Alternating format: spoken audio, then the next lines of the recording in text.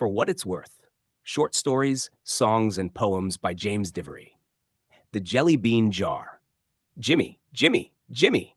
The name came fluttering on the Simi Valley breeze, a faint echo caught in the long, needled arms of the cypress trees that lined the narrow side yard. It was the kind of Southern California afternoon that made time feel slow and golden.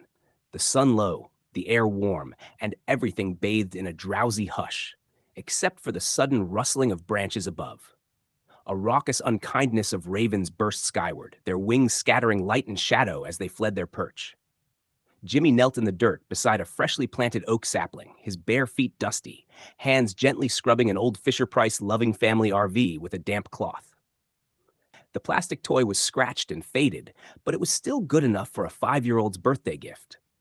A neighbor girl was turning 5 tomorrow, and Jimmy, just barely 5 himself, figured he didn't really need it anymore. He didn't hear the urgency in the wind at first, or perhaps he didn't care.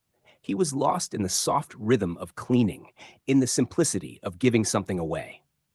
Then came the voice again, louder now. "Jimmy! Jimmy!" It cracked through the air like a baseball through a window pane. Around the corner of May Court, arms pumping and legs churning in the kind of full-body sprint only kids can muster, came his older brother Darren, 8 years old and breathless with purpose. He barreled down the cul-de-sac, chest heaving as he skidded to a stop in front of Jimmy. For a moment, Darren bent over, hands on his knees, gulping air like it was the first breath after surfacing from deep underwater. And then, eyes wide and shining, he blurted it out, "You won!" Before Jimmy could make sense of it, before he could even ask, "Won what?" he was suddenly on the move, grabbed by the wrist and yanked upright like a baby carrot being pulled from soft soil. One moment he was by the oak tree, the next he was airborne, limbs flailing, feet pounding the sidewalk as Darren dragged him toward White Oak Elementary. It wasn't a long journey, just a few blocks. But to Jimmy, it felt like being pulled through some portal, a ride on a kite string, carried by something he couldn't yet name. Excitement, confusion, maybe magic.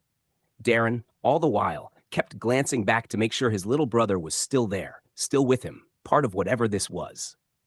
By the time they reached the school, the after-school staff were already packing up, folding game boards, stacking carom tables, gathering wayward cue sticks. The sun was dipping low, casting long shadows across the blacktop. And then there it was. On a shelf inside the open storage closet, lit perfectly by the last golden slant of sunlight, sat a jar. Not just any jar. This thing was absurdly large, almost comical. A mason jar the size of a watermelon, filled to the very top with sparkling jewel-colored jelly beans. Jimmy stared. "You guessed it," said one of the teachers, smiling like it was Christmas morning. "You guessed the exact number, right on the nose." For a moment, everything was still. Jimmy blinked, unsure if he was supposed to say something, unsure if he even believed it. He didn't remember taking it seriously. It had been one of those classroom contests, a passing moment. A little slip of paper, a little kid's lucky guess. And yet, here it was, the impossible jar. His.